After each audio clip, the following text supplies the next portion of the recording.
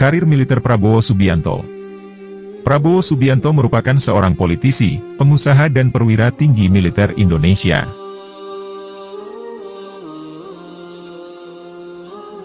Prabowo pendidikan serta berkarir di militer selama 28 tahun.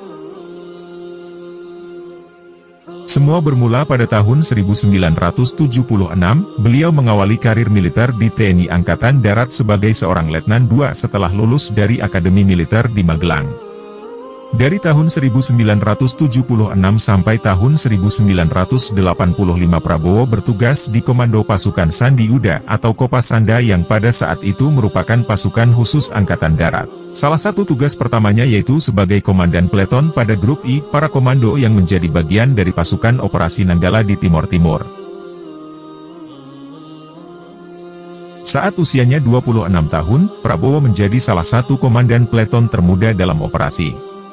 Beliau memiliki peran yang besar dalam memimpin sebuah misi penangkapan terhadap Nicolau dos Reis Lobato, yang merupakan pemimpin Fretilin yang saat Operasi Seroja menjabat sebagai Perdana Menteri.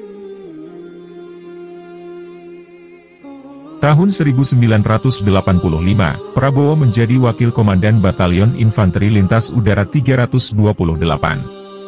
Tahun 1991, Prabowo menjabat sebagai Kepala Staf Brigade Infanteri Lintas Udara 17 yang bermarkas di Cijantung.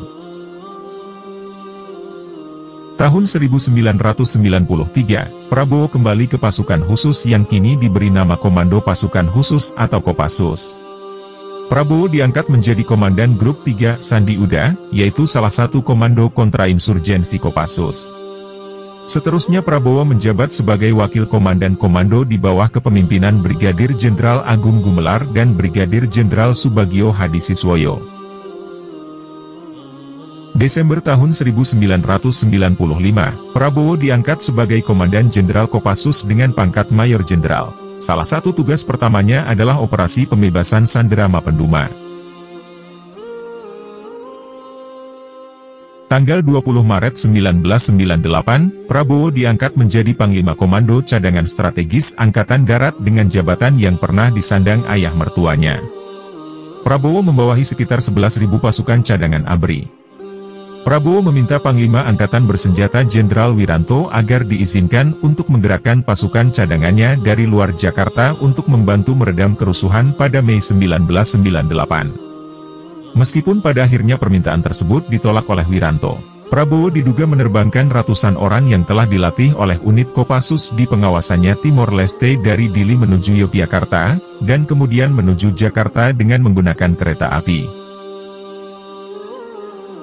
Pada tanggal 14 Mei, Prabowo bertemu dengan beberapa penggerak reformasi seperti Adnan Buyung Nasution dan Bambang Wijoyanto untuk mendiskusikan situasi yang tengah memanas.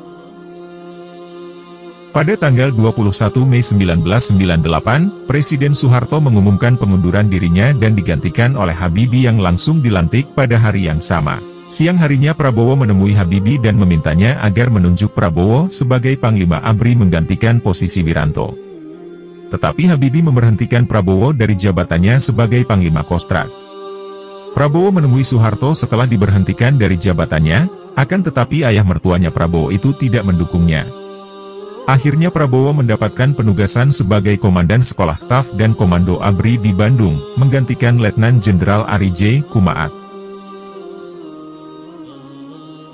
Pada tanggal 14 Juli 1998, Panglima ABRI membentuk Dewan Kehormatan Perwira yang diketuai oleh Jenderal Subagio Hadisiswoyo bersama 6 orang Letnan Jenderal lainnya, yaitu Fajrul Razi, Wakil Ketua, Jamarit Chaniago, Sekretaris, Ari J. Kumaat, Agung Gumelar, Susilo Bambang Yudhoyono, dan Yusuf Kartanegara.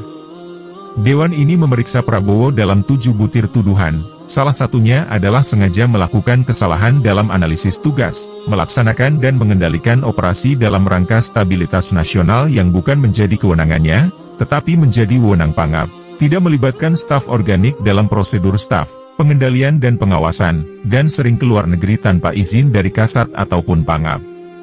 Selama persidangan berlangsung, Prabowo mengklaim dirinya sebagai seorang tawanan perang yang dilindungi oleh Konvensi Jenewa dan kerap menggunakan haknya untuk tidak bicara, sehingga membuat frustasi para anggota dewan yang sudah harus memakai rompi anti peluru. Prabowo diadili berdasarkan Kitab Undang-Undang Hukum Pidana dan Kitab Undang-Undang Hukum Pidana Militer.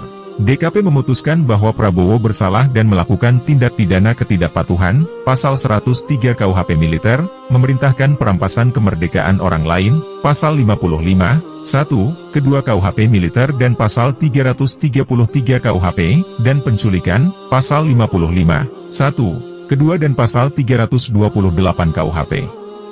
Pemberhentian Prabowo dari dinas militer terjadinya kontroversi saat pemilihan umum 2009, apabila politisi Gerindra Fadly Zon membantah bahwa Prabowo dipecat, melainkan diberhentikan dengan hormat.